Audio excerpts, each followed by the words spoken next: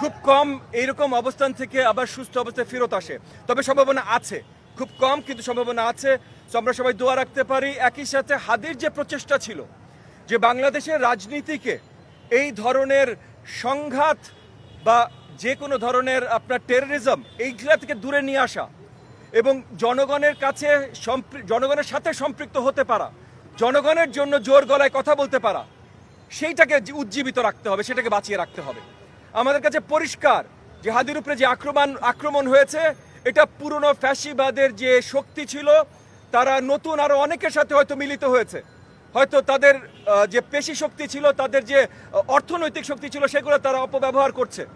সেগুলোর মাধ্যমে আজকে হাদির উপরে বা গতকাল হাদির উপরে এই আক্রমণ হয়েছে এবং এই আক্রমণ শুধু হাতির উপরে না, আমাদের সকলের উপরে। কারণ এটা আমরা ধরেই নিতে পারি শুরু মাত্র, কিন্তু এই শুরু থেকে আমরা অন্য কোথাও এটা যেতে দিতে পারি না। সরকারের অনেক বড় দায়িত্ব আছে, সরকারের দায়িত্ব ছিল হাদির উপরে যেন এই ধরনের আক্রমণ হতে না পারে।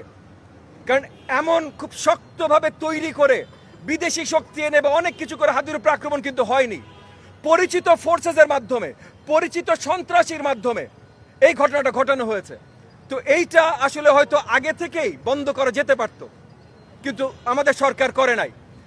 এরপরে যেন আর কারোর উপরে না হয়, কারণ আমরা পরিষ্কার দেখতে পাচ্ছি যে এইটা একটা প্রচেষ্টা আগামী নির্বাচনকে প্রশ্নবিদ্ধ করবার জন্য বা বানচাল করার প্রচেষ্টা। এই প্রচেষ্টা করে কারা লাভবান হতে পারে, তাহলে তারাই এটার সাথে সম্পৃক্ত। সো তাদেরকে থামানোর জায়গা থেকে আমাদের সকলকে কাজ করতে হবে। আমরা হাদির জন্য দোয়া রাখবো।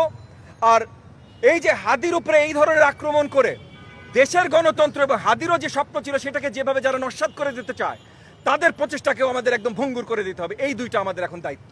আমার মনে হয় ওইটা যেহেতু এগেন আওয়ামী লীগ মানে ওই ভারত থেকে আওয়ামী লীগ এবং ছাত্রলীগের সাথে সম্পৃক্ত ছিল, হাদির উপরে হামলায় যাকে আখ্যায়িত করা হয়েছে সেও ছাত্রলীগের সাথে সম্পৃক্ত।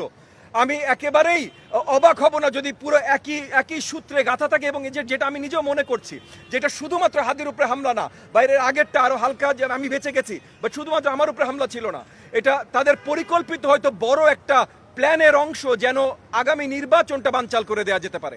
তো এইখানে শক্তভাবে আমাদের সকলকে এই জায়গা নিতে হবে, সকলকে দাঁড়াতে হবে। 12-14 মাস হয়ে গেছে আমরা বলছি যে এই যে আমাদের স্বরাষ্ট্র উপদেষ্টা আছেন, উনি যেই অবস্থায় দেশ আমরা পেয়েছি 24-এর 5ই আগস্টের পর, সেই অবস্থায় স্বরাষ্ট্র মন্ত্রণালয়ের দায়িত্ব নেবার মতো ক্যাপাসিটি বা এবিলিটি উনার নাই।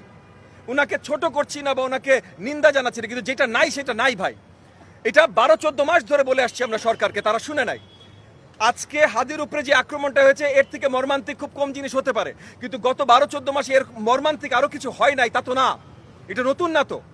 সো আবার আরেক দিকে আপনি যদি তাকান, শুধুমাত্র স্বরাষ্ট্র উপদেষ্টা চেঞ্জ করে হবে না, মানে ব্যবস্থাটাকে শক্তিশালী করতে হবে। পুলিশ